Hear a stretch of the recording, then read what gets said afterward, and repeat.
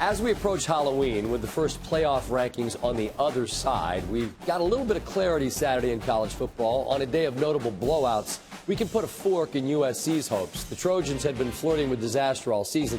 They were obliterated in South Bend. The 35-point win for the Irish is the beginning of their finishing stretch that will stamp them as a playoff team if they keep winning. USC was ranked 11th. NC State, who's up next, is top 20. Miami is top 10. Stanford, to close the season, they're playing very well and are ranked now as well. The Irish, meanwhile, bear no resemblance to the team that went 4-8 last year. The lone blemish thus far on their record, a 1-point loss to Georgia, who's now top 5 and can't be held against them too badly.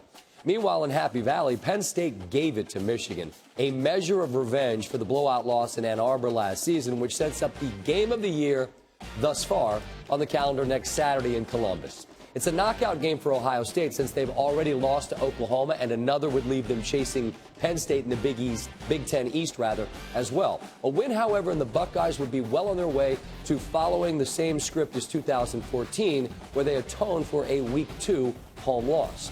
With respect to Oklahoma, I think we can say both Penn State and Ohio State will be facing the best team they have seen this year on Saturday in Columbus. From the fun with numbers department, number 1 Alabama had its second SEC win over a team from the state of Tennessee, where they outgained the opponent by almost 500 yards and had at least 35 first downs, while their opponent had single digits.